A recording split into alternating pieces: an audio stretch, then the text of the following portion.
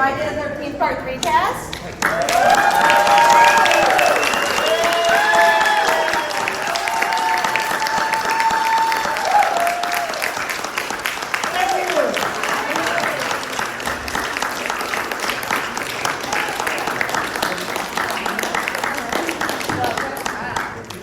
I'm coming to Phoenix again. Yeah, you guys are good. This is amazing. Okay, so first things first, I wanted to ask you guys an individual question about other things that you have done.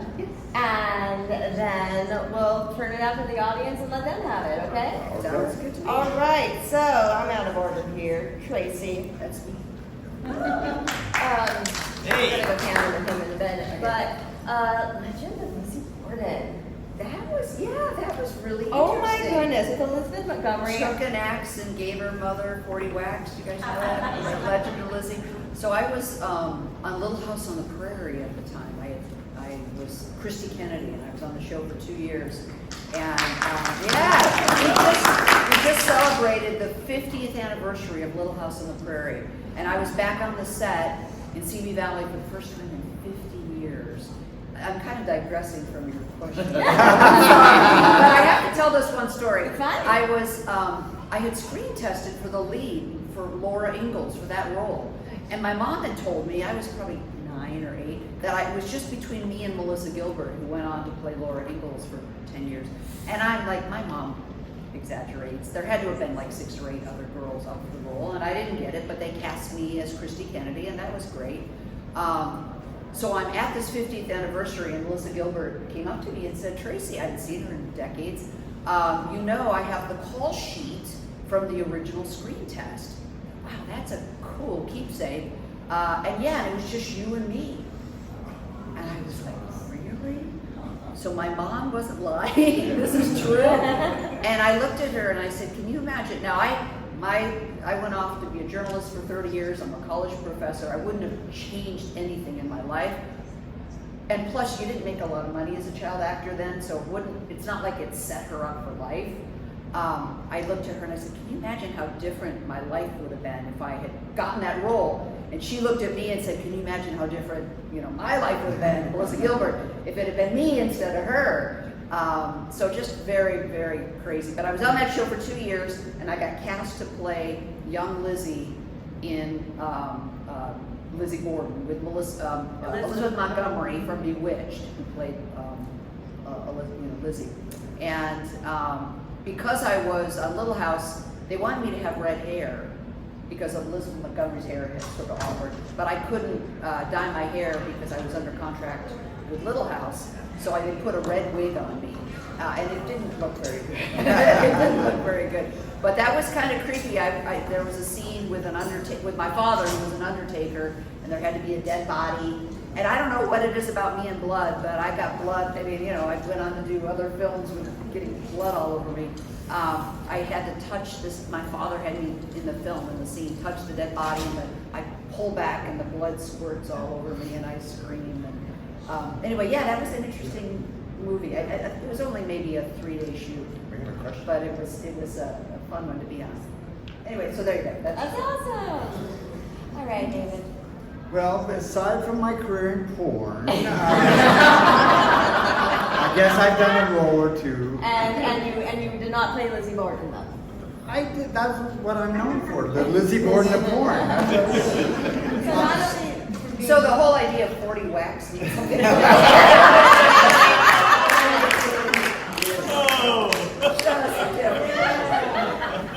Okay, but then I've done other work. I guess the biggest other credit was I was on Grimm. I had a guest starring spot on that one time, and the funny story for me about that, I played like Tracie here, who gets blood all over. I died in Grimm as I died in this film. I guess that's what they like in me. But I lost my train of thought. Oh well, yes, Grimm blood. Yeah. No, my character got killed and then frozen to death. So what was fun is I actually got to be, it was shot in the streets of Portland, and I got to be right in the middle of downtown where people were going to work and everything, and being lying on the floor dead. That was fun. Different. And aside from being a very talented and funny actor, you're also a funny stand-up comedian. I I have done stand-up for about 10 years. How did that start for you? Well, I live in Seattle, and I moved from LA to Seattle. By the way, just a real quick aside, Tracie's mom was my agent before we got this film. So I've known her for a long time. What was the question? Stand-up, when did that start? Stand-up, Why? So I went to Seattle, and I had a 5-minute idea. And I just, I wanted to see if I could try it. So I took a class, and then it culminated with performing at a club, and the owner said, keep coming out. And so I did for 10 years. One of the jokes I wrote, I'll just do it here. So, and it applies, because you look like a great crowd, and you look intelligent, but looks are deceiving. So let's see, how many people by hands read anything? Okay, quite a few. Well, the reason I bring it up is that there was an article in my town that said that the population of people who read anything is getting smaller every year. And the consequence of that is, I didn't finish the article, it's so long, but I can look at it. Okay, guys, thanks.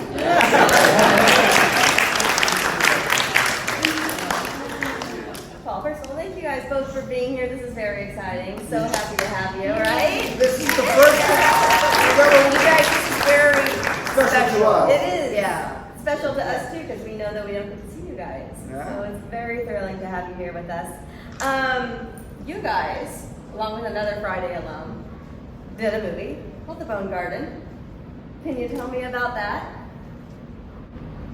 I've been contacted over the years by some young independent filmmakers, and so it's hard because some of them are legitimate and some of them do not. So there's a guy named Mike Guttridge, a real passionate filmmaker, and Tracie and I were just talking about this movie, and there's a scene in it where I beat her up pretty bad, and I just told her just a minute before we walked in there that I don't show that movie to anybody. I don't want anybody ever to think that, oh my God, he's capable of even that headspace. But it was a really good experience, and I enjoyed the crew and the whole thing. And I've had some other experiences along the same vein that were not good. You know, it's sad because when you do the young filmmakers, independent, and low budget thing, and sometimes they just don't have the wherewithal, the resources to follow through and complete the whole work cycle. And so it can be very frustrating. Yeah. Well, first of all, it was a good movie. I mean, it was very indie, but it was really fun and very twisty. I'm not going to give anything away, so you should be telling people about it because it was very impressive, and you can find it on Tubi. You've been drinking? But it's chock full of. Clearly, the person made it was a big horror fan. So Mike Guttridge was an editor at NBC News, and I worked for NBC News Really? for a decade, and we would work together. I'd bring my stories in from the field, and I'd go into the editing booth, and Mike would put them together. It was a union station. I couldn't edit my own stuff, but Mike did. And I would go into this booth, dark room, and I just knew him from work, and he would start reciting lines from Friday the 13th. And, you know, this was like, 25 years earlier or something, and I'm like, is this guy? Okay. Don't close that door, just leave the door open in case I need to leave. So I knew Mike for years and years and years, lovely, wonderful guy. And when he wrote the film and said he was bringing you in and other Friday the 13th cast Rob members. Melke was in it. Yeah, it was amazing. For this guy to pull this off, Yeah. it was pretty incredible. And you played a very interesting character with a very interesting arc, and I loved it. So that's all I'm saying. But it was clear that he was a horror fan. Your dog's name was Jason. Yes. The cook's name was Annie. Okay. And there was a few Myers, Halloween 2 references in there as well. So watch it. There's Easter eggs Yeah. all over. Yeah, It's there so is. fun. And for those Last but not least, Kevin. I've been called special before. Never least. But as Paul was just disparaging me in his last, I finished Friday the 13th, Part 3. I went back to Ohio as a young filmmaker and made a movie called It's Only a Movie. It sat in my closet. I wasn't going to show it to anybody for 40 years. 40? For 40 years, my daughter, Colette O'Brien, pulled it out, re-edited it. It's called It's Only a Movie. She showed it to some friends. It's been shown in New York at all these different like independent festivals, and it's really great. So look on Letterboxd. It's only a movie, but it was Colette who said that 20-year-old guy who made that movie didn't finish it. So 40 years, not just 5. It took 40 years to finish Kevin, it. that's an incredible story. But That's a story. great story. do you know what's really cool for you guys, other than me? Andy Robinson, he killed me in Barnaby Jones. He like picked me up over the desk, threw me, broke my neck as Kit Niven sat by horrified. And Barnaby's daughter, Bonnie Ebsen, who was on every year as a special guest, she was a songwriter at the time that year. So she was a song. Anyway, so yeah, Andy Robinson killed me in Barnaby Jones. I guess that's a theme. They keep wanting to use us to die. Speaking of dying, I'm a big Warlock fan. Like, I love it so much. Warlock is fun. It's another Steve Miner film. Yes, it's so much fun, and you know, the late great Julian Sands, just a great movie, and you were hilarious in it. You Thank were one of you. my favorites. Tell me about your experiences of working on it. As John Fury was a friend of mine, and then John did part 2, and actually, they didn't know whether Friday 3 was going to be another Friday movie or if they were going to do the Halloween thing, just a whole different story. So they were reading scripts, and John introduced me to Steve, and then I pitched him this script, which was It's Only a Movie, which I went and did the next summer, and he didn't go for it. But we became friends with John. You know, we knew each other through John. So when Warlock came up, you know, he gave a call, and it was so much fun because I really like Steve. He's really great, and Julian Sands, obviously, was a great actor, and Richard Grant is in Warlock. That was like his first American thing, and Great actor too. I tell you something, if you promise not to repeat. But, we sat at this party, Richard Grant and I, anyway. Yeah, Warlock was a lot of fun. Great. He remembered his daughters in the audience.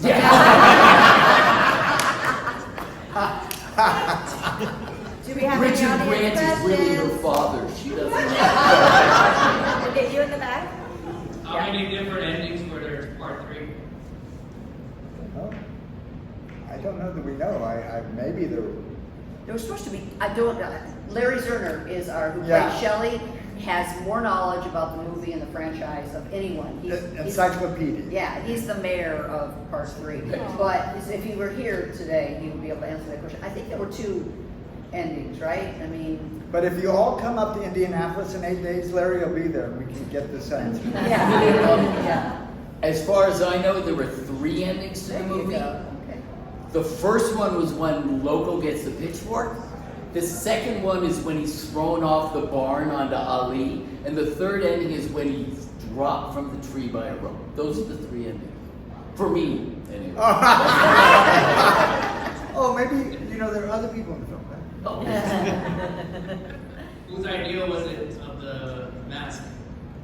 Well, that was in the script. But what's really amazing about that is that this prop became famous not just in Friday the 13th series, but as a prop for all iconic prop in horror.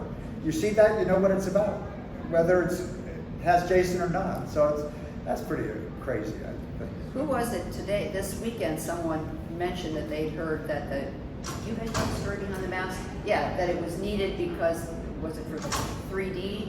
It was easier to shoot him with a mask on. Oh, well, it was faster than doing all the makeup and all of that. It would just throw a mask instead of having to do, the cover up his hair and his head and put the whole bald wig thing on him. And so the mask was just faster, quicker. I think it was also just a happy, of those kind of serendipitous events that just became iconic. Yeah. I mean, nobody said, "Oh, this is going to be a." Oh, nobody No, knew it's that inflection like, point. he's sitting in makeup for 2 hours before we can shoot him. This is ridiculous. We're burning time here. Throw a mask on him, and then and he'll look scary, and we won't have to waste the time in makeup. That's my story on it. Did you guys have any say in any of your kills? I didn't hear. Did you guys have any say in how you guys were killed off at all? Or? Oh, no. No. That was a script. They wanted to stick with it. No, you couldn't. And if you notice that so many of the deaths played up the 3D element, so those are carefully scripted, choreographed, and technology. Somebody earlier was asking me, how was it working with the 3D? And I said, well, it was a pain in the ass. And because it was new technology, but also as actors, actors have a level of insecurity where they want to do it again and get better and do it again, and there was none of that. It was like, we got to keep moving because we're spending time getting the 3D set up right, and then we had this special crane that was a challenge technically, and so it was just a technical challenge because of the 3D effect. I liked it because it added to my paycheck. Because there was a scene where Shelley's juggling with Jeffrey, and that scene in 3D took at least 5 days to get it right. So I got to come back to the set, never acted on those days, waiting around for them to get it right. But really, the star of the movie was the 3D. Yeah. It was. It was treated as the star of the movie. It was the 3D. That was it. The camera making that effect work. Everything else was just Secondary. yeah. I mean, go ahead. My favorite part was, I'll never forget this, the premiere, sitting in the theater and the credits come out part way and the music changes and they come out further where they're between you and the person sitting in the row in front of you. You're just like, wow, that's fucking heavy. I really enjoyed that so much. That was a really unique aspect. And to this day, whenever I watch it, even on television, where I'm like, man, that was really amazing choice and the way they budgeted that, because by part 3 these are B movies that make A money, as they say, and by part 3 they knew they had a franchise on their hands, so they dumped some money into part 3, not only for the 3D but just all aspects of it, and you can see that and how it's done. It was the highest grossing 3D film of its time at the time. When it was over, And we got zero of that, when it was over, we had a showing of the film for the cast and crew. I'm a little older than these guys, so my take was I went much older. Yes.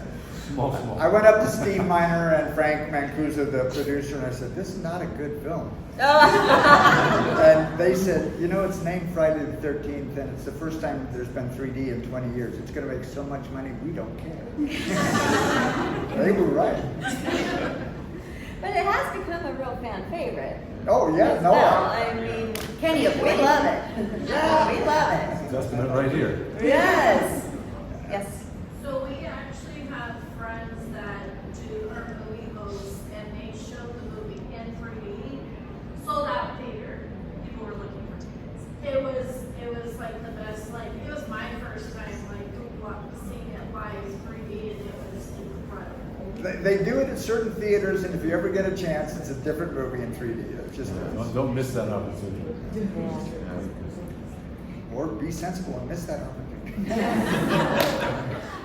Jason was raising his axe. Did he have a question? raising his act. No, No, he's just waving, he's just threatening us over there? Okay, I'm just making sure. I don't want to ignore that one. Okay. He does. This is Jason. Roy has a question? You can also end the endings and movies a bit what ending would you change? I'm sorry? Would you ever alternate any of the endings that we've been in movies? Well, we all would change it so that we survived and went on to do the next 6. Yeah. The sequel and the sequel after that. Yeah, that makes perfect sense to me. I see this Friday the 13th being a movie about a stoner. That's the story of the audience. Can I say one thing? We already had did. no idea. Can I say 17 thing? We had no idea that this would be 40 years later so embraced, and we are grateful. Yeah. We are grateful. I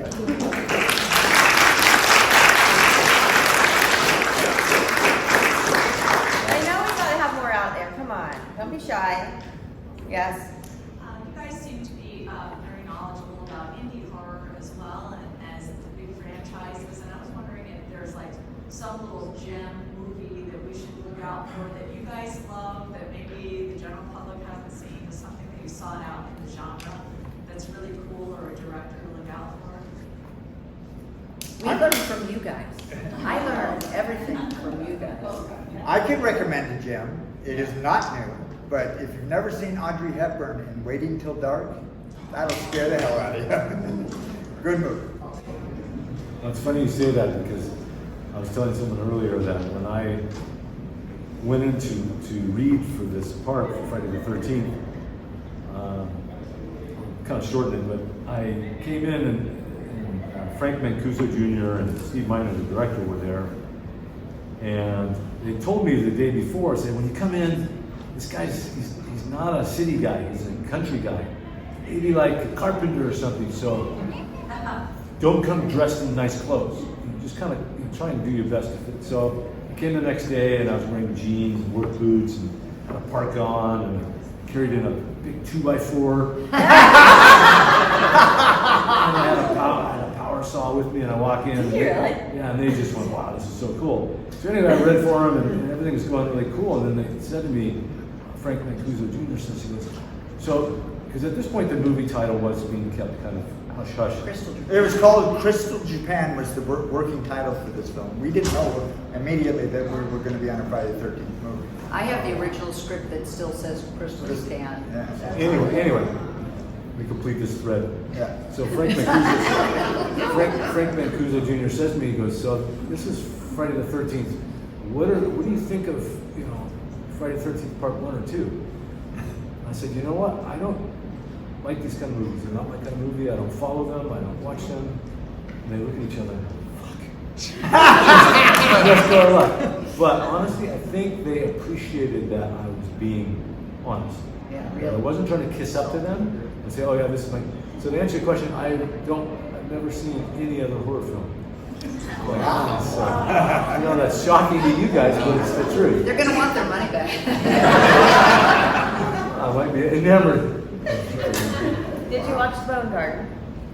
I did once. Were you scared yourself? Well, my character was really evil. Yeah, he was. He was brilliantly evil.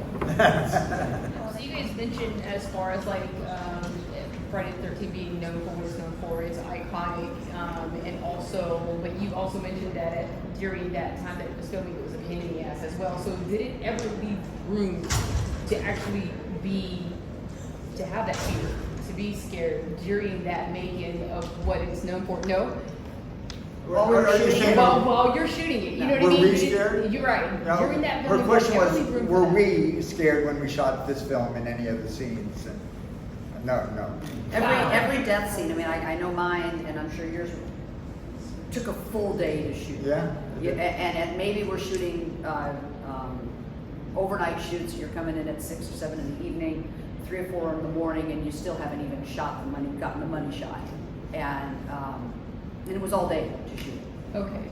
I had a very creepy experience because for mine, with the squeezing the head and the eye coming out, they had to make an upper body mold. And so I did that like 2 months before filming the whole experience of that. But during as you said, when we were shooting it was nighttime. And at 3 in the morning, they wheeled this thing out on a platform, and it's a replica of me that exactly looks like me. It was 3 in the morning, we're out in the mountains, and all you can hear is the sound of the insects, and it's just like, oh, this is really bizarre to see, because nobody's ever seen something that's you, a model of yourself. It's very uncanny. So that was kind of a creepy moment for me. Creepy, but maybe romantic. Well, romantic. They made a replica of my chest from my waist up to my neck, and it was a foam rubber replica of my torso for my death scene. And they made 2 copies of them, and I got one, and I super glued lace around the edges of it and sent it to my then fiance. Because he lived in Michigan and I lived in Los Angeles, and it was a pillow with my. Oh, that is romantic. Now it's available on eBay for $1.5 million. I didn't marry. I broke up with him 6 weeks before the wedding, so I think the torso ended up probably in the trash. I think she said, if you can't love my plastic torso like me, I don't want anything to do. He mentioned not, seeing himself and how odd this is. I don't know if you're Cronenberg fans, but Indy, his son Brandon made a movie called Infinity Pool, if you've ever seen that, which has this I like ideas. There's this really interesting idea of actually replicating yourself and seeing yourself as a double in the Infinity Pool. Anyway, Indy recommendation. Go ahead. Anyone else? Yes. With it being such a, important, timeless movie that generations watch as it's been out, is there any crazy stories you've had just in your regular life where you said the editor would say the quotes or this or that, where you're out in your regular day life, just 15 years after the movie came out and somebody obviously recognizes you and says stuff? I have a story for that. Okay. Go. I was a journalist with NBC, broadcast journalist, and I was covering the O.J. Simpson trial. And I got subpoenaed by the defense team to testify in the trial. And because I'd been breaking news stories about the evidence, and the defense team wanted me to get on the witness stand and reveal who my confidential sources were. And of course I wasn't going to do that, and you have the shield law protection. Reporters have the right to keep their sources confidential. So this was in 1994, the movie, 1995. The movie was shot in 1982. So years later, I'd had a career. I worked in the Midwest and then LA as a broadcast journalist. The National Enquirer wrote a story, topless news reporter to testify in the O.J. Simpson trial. So Oh my God. that was a connection between my Friday the 13th when I was a kid to 15 years later, 12, 13 years later, covering the O.J. Simpson trial. Topless news reporter. And that's surprising because the National Enquirer is such a substantial Yeah. source of information. You weren't completely wrong, though. I had my clothes on at that point. Yeah. The timeline was skewed, but Yeah. yeah. Anyone else? Okay, I will continue on if you're sure. No? All right, I got more. Okay. So, how long, being in 3D and it took so many more things to make a scene and make a death scene, how long did your death scenes take to shoot? I think based on what you were describing, Tracy, mine was really brief because one had a mannequin, that they were able to do, and so it was pretty straightforward. Just maybe 2-3 hours. Oh, no, yeah. Yeah, mine was a lot of fun because we had the whole build-up, the approach to the barn, and then once I got into the barn, Steve said, "What do you want to do?" It's okay, so we'll do this, and I did the pop up out of the top, because it was literally just the camera work, with different layers as opposed to reaching out. And so mine was very simple up to that point. And just once we get to the turn and then we do the 3D, which mine was very simple with and but it was fun. The actual technical part of the 3D for me was so simple. Also, it was the barn and it was during the day more or less, so they had more opportunities to have light. which is what the cinematographer kept saying. We need light. This is the dark. We need 3D. So mine was just a fun day. Mine took a whole day. It wasn't as complicated. I didn't have to have a body mold or anything like that. I am surprised though, because at the end of my scene, I go thrown into a fuse box, and my character gets burned, killed. But they melted my glasses. They burned this. My face had flailed skin on it, and they never showed it in the final show. Can't even say. The final film, it didn't end up there, and I thought, it's not like they avoided showing gore. I didn't quite get it, but it was real fun, and it took a long time because even though it was a simple death of being thrown into a fuse box, I had to jump off the springboard, so I had to really make it look right. And they did have a stunt coordinator that worked with me for about 4 hours on what was a pretty simple stunt. But they wanted to make sure. And here's the funny part of that scene. And I told some of you, but not all. They tell me we're going to tape the fuse box with tape, and you just put your hand here. You should not be cut by it. It'll be okay. You should. And you should. And also when you do that, then turn away, and the fuses will go in the other direction. You won't be in any jeopardy. Then they said, everyone else, 30 feet away. Great. And everything worked out okay? No, I was burnt to death. And yet, here we are. I believe in reincarnation. There we go. About you, how was yours to shoot? Well, the biggest thing was the makeup and getting that prosthetic attached to my neck so that you didn't see the seam. And I sat from the torso down, was under the hammock. There was a hole in the hammock. So this was under, and then the fake part laid on top of the hammock, and it was attached to my shoulders. So my arms were out, and my legs were under. That's weird. Yeah, and it took, hours in the makeup chair. That was the biggest thing, to get it done. And then they had to, run through it so that they only had 2 of these prosthetic chests, and once the reason why they needed to make this fake one is they wanted to be able to poke the knife up through the fake rubber neck. So there had to be some play between my chest and my real chest. Kevin Bacon style. Yeah.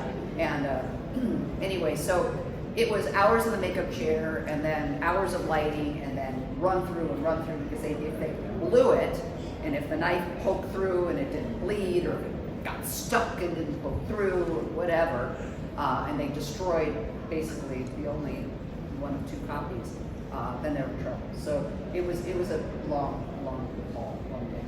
Only one day. Yeah. How long does it take to get a cast like that? I don't know. That special effects guy just kept going. I am such a happy man. I was there for like 4 hours. No. It was quick. Like a mold. They just poured the stuff. They poured the plaster on you and then let it dry, and then from the concave, the mold, they poured the rubber in there and made the rubber. So it was quick. It was not. Anyone else at the moment? Yes. This is kind of a funny question, but when you guys were in the van heading... Louder. When you guys were in the van, heading to the house, what did you guys actually have to eat on the way? Oh, what did we eat? Yeah, because, the cops were... Yeah, no, I know the scene. They used barley, which is really disgusting. Not good. The first time I had to smoke a joint in the film, it was made out of tobacco. I'm not a cigarette smoker. I can't do this. And the cigarette smoke is disgusting. Pot smoking.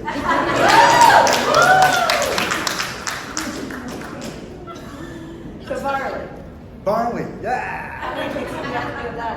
Too many. At least 3 or 4, I think. Yeah. She didn't have to eat it. I didn't have to eat it. She was pregnant. I got it in my contract that I don't. Isn't that the weirdest line you in don't the have to movie? eat barley? The weirdest line in the movie, I can't, we're pregnant. Never mentioned again in the film. She's pregnant. But it was funny because you wanted a beer, but then you decided not to have a beer. Ever the responsible whore. I love that in my voice. Anyone else at the moment? No, not yet. Okay, let's talk about the premiere. Did you you guys attend the premiere? Do you remember the premiere? I did not. I went to one, but it was up in Spokane, Washington, which was great fun for me because I couldn't believe there was a line out there waiting to get my signature. I couldn't believe it. I really. And who was amazingly perplexed was my mother. What do they want? They like me, Mom. Oh my God. Did your mother go with you and watch the movie? 12 people of my family went to this movie, and like me at the time, that was a genre that they didn't embrace. And as soon as I died in the film, nice film, David. They left. They did. Friday the 13th of August, 1982 was the final morning of my shooting It's Only a Movie. And so I went to the local Columbus, Ohio theater where they had set up for me to do signatures. And I took my 6 youngest brothers. And I have a picture of like all my little brothers, like in a line, like with all their 3D glasses. Oh, That was my premiere. That's a neat story. You nothing? I was living in Michigan with the then fiance, Yeah. and we saw it in a little. Who still has that incriminating And we saw it in a small theater. I kind of just snuck. No one knew that was me. I just kind of quietly just watched, and then when it was over, kind of left. And it wasn't a big. Wasn't a big deal. My sister overheard in the restroom at that theater these 2 young girls and said, "Do you know who he is?" "No, I don't know who he is." "Well, we better get his signature anyway. He could be famous." Did you attend any of the premieres? Do you have any memories from when it was released? In Westwood, in LA, the V night, the premiere. We have one person that attended. I have a bunch of my friends and family. We have a picture of like 40 people with glasses on, in the theater. Yeah, it was really exciting. Wow. That So, was a different era, right? Because it was about film and theaters and premieres and pop. It was a different vibe. Westwood was where you'd see movies and where new movies would come in Los Angeles. Where they're talking about is right by the UCLA campus. It's a fairly wealthy set of retail stores and a nice big theater. Well, we didn't have multiplexes in the early 80s and mid-80s, we did, but not like we had in the 80s and 90s. And the new movie came out, it premiered in Westwood. So to have the screening in Westwood was pretty cool. what was the reaction of your friends and family that were there? Oh, everybody loved it. I mean, it's just, how can you not? It's just a fun thing. Did they have any reactions to your fantastic death scene with the eyeball? I like that. I did I too. don't know if my mom enjoyed that. Now, did I read online? Now, this is something I think I read a long time ago. Did you go on to become a chiropractor? Yes. So, of all of our characters in this movie, who has the most damage for you to fix? Chiropractically. David, I gave him trouble yesterday. He's already applying. I tried to help him out yesterday, and it was like trying to adjust a tree or something. I'm a very tight guy. Tightly wound. I mean, he's someone as young as him too. That was false praise, I think. The other thing that I don't know, some people don't know, is I live in the South Pacific. I live on a small island halfway between Fiji and Australia. It's called Vanuatu. I don't get to these often, so I made a trip. They don't have cons in Vanuatu? What would you be doing today, this weekend, on your island if you were not here, if you were home? What's your regular, I mean, he's on an island with a view of the ocean. He wakes up every morning. What would you be doing today? Well, if the weather and everything, the tide was right, maybe go snorkeling or diving or surfing. Yeah. I still surf. Yeah. Yeah, it's an interesting lifestyle. Like going to, living in a place is so much different than visiting. You go on holiday to Hawaii or somewhere in the Caribbean or wherever, even down where I live. Going on holiday is a different experience versus living there. You deal with all the aspects and issues of a small country that's struggling, and the government's horrifically corrupt, and the culture is very different. The Melanesian culture is, they have hearts of gold, but they're just, it's crazy. And to go on there, it's an interesting experience. I think it's really good too, because I encourage everybody, if you ever have the desire, to just go for it. Because America is a different experience, and we tend to have this very isolated perspective on the world. When you get out and you meet all these people, like where I live, there's a lot of NGOs, non-governmental organizations like UNICEF, Red Cross, and blah, blah, blah. There's many of them. And so you get these people that have been all over the world. They've worked everywhere in the world, Africa, very interesting people that have a whole different perspective on life. And we tend to, as Americans, we have a very ethnocentric perspective on the world. So it's really fascinating to be in it. And then also right now with China trying to do the world domination thing, Vanuatu is kind of ground zero for that in that region. And it's just crazy to see it in real time happen. Anyway. So bring it down, sir. No, I got one more question. So, are you retired, or are you like the island dog? No, I still work. That's awesome. That's awesome. And I teach yoga. Oh, there you go. So you guys, David and I and Larry Zerner we do these conventions 2 or 3 a year maybe, and we for the last 5 or 6 years probably. Yeah, But we're like family. Kevin has been in a few. He's family, and we have so much fun. We can't wait to get together. It's like family getting together, and we've been begging Paul to join us for years. Super rare. And he's going back to his island.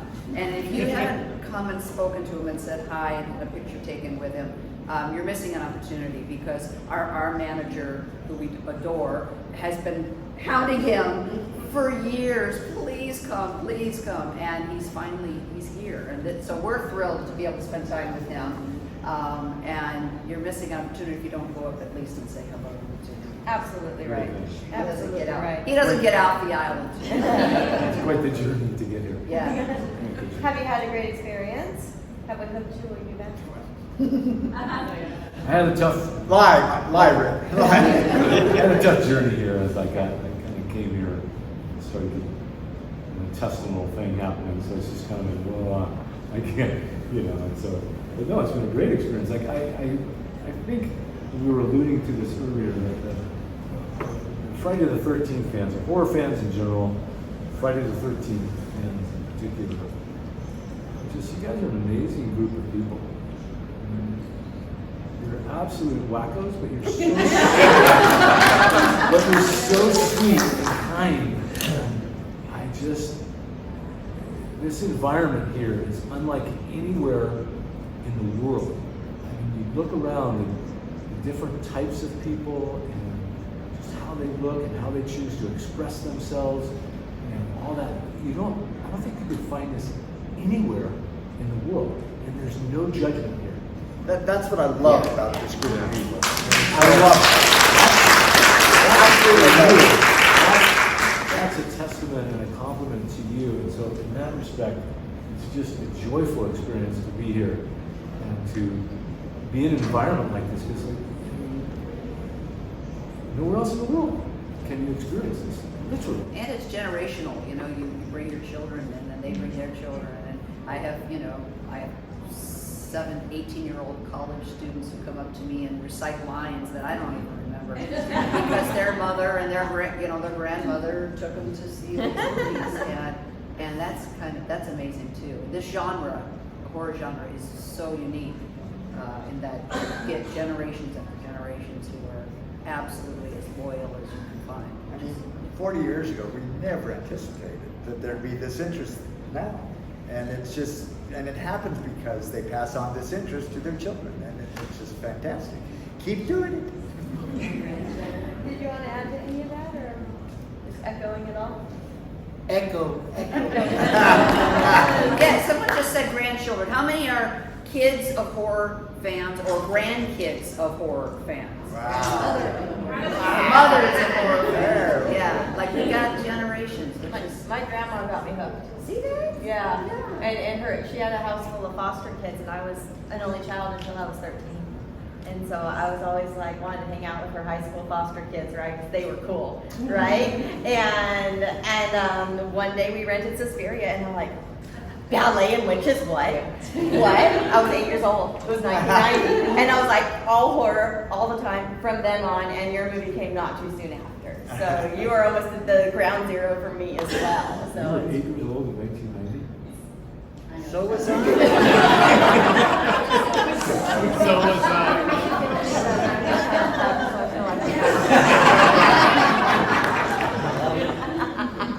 And for you The camera people can get that. who are bad enough to bring your grandchildren, I actually was at one point a grandchild, and we read stories. Maybe not.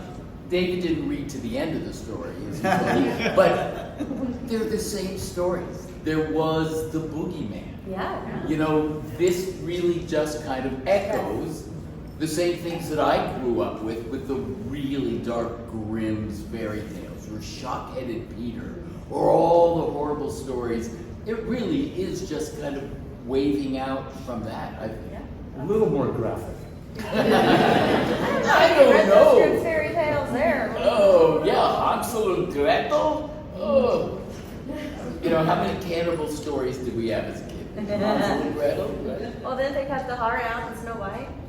You know, Bob put it in a box. Right. Like, oh my God. that was the gateway of horror right there, right? Yeah. Yeah. And the three Billy Goats Gruff and the pitchfork. Wait, is there a pitchfork in that story? Anyway. It's a problem now. Yeah. Well, guys, please give it up for everyone, especially these kids.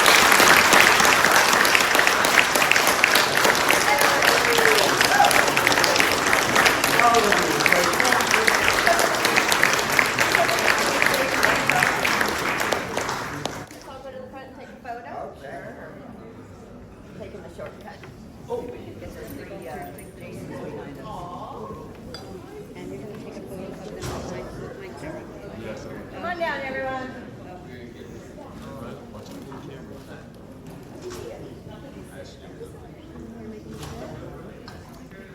My pleasure. I'll just put that out of my mouth. You don't have to worry about the camera there.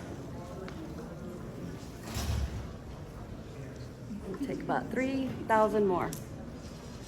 Get one from higher up so we have one with 110. 110. I had the MySpace angles on here. Thank you guys again so much. Thank you, guys.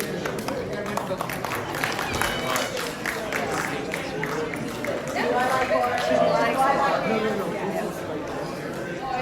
I think you're gonna get a picture.